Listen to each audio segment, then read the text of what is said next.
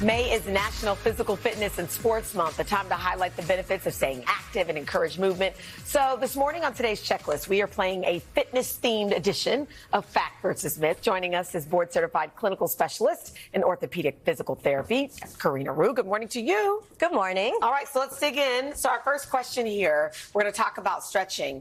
Myth or fact? Physical activity only includes exercising or playing a sport. And I'm definitely going to say that's a myth, because you got to be able to be flexible a little bit, right? Correct. That is a myth, because anything that is movement related, especially done over a prolonged period of time, is a physical activity, which can turn into physical fitness. Okay. You can turn any activity into a workout by increasing repetitions, pushing against any sort of resistance, and recruiting your whole body. So any of these activities, like house chores, taking care of pets, turns into an activity for your fitness. Absolutely. You see folks who are 90 years old out gardening. I mean, you know what I mean? Absolutely. And you want to move at least 30 minutes a day, at least 5 days a week. Okay. That's part of your fitness. All right, so let's go on to the next one. This is what I was talking about when I was alluding to stretching. You should stretch before you work out. I would think that's definitely a fact. That is a fact. Okay. Correct. Okay. But it's the type of stretching that's important. Okay. So dynamic stretches are the ones that you do before your workout because they are movement-based.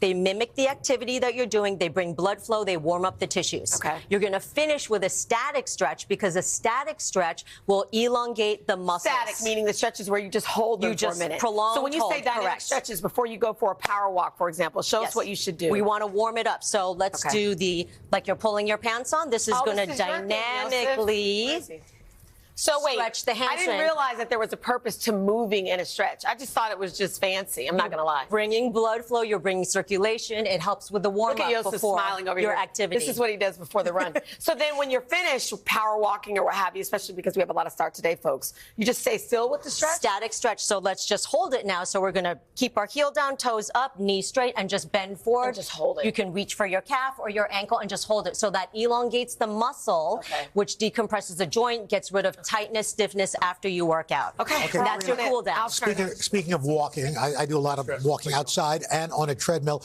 Myth or fact, running on a treadmill or walking puts less stress on your knees than running on pavement. I would say that's a fact. That is a fact, because the treadmill offers cushioning with that belt. There's a little bit of give and consistency. It's a flat level surface, so there's less stress on the knee joint. Right. When you are outdoors, you have that pavement, that cement. There is no give, so there's increased stress in the knee joint.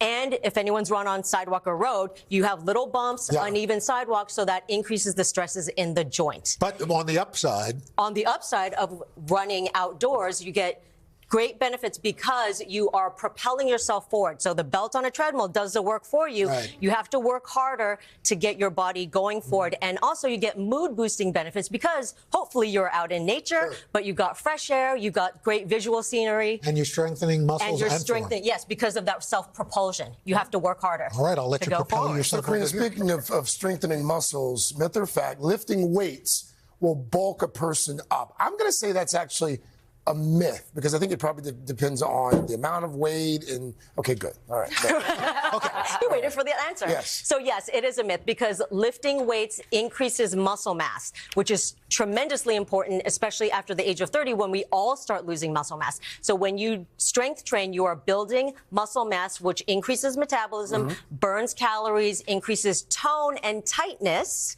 which makes you look more firm and leaner. Yeah. Okay? So the way that you're going to bulk up, if you wanted to bulk up, is you're going to eat an excess of calories, or you're going to have more simple carbohydrates, which holds on to water, and that gives you that sort of bulky or puffy look. Contributes to better balance, huh? It does, because your muscles are active more. They're supporting the joints. They absorb forces, and they're able to reflexively react. Okay. And strength training should be done at least 2 to 3 times a week. Okay. All right. So we've done the workout. The next day, we're not feeling sore. So this takes us to this myth or fact. If you don't feel sore after your workout, you didn't train hard enough. I want to say that's true, but I'm assuming it's a myth.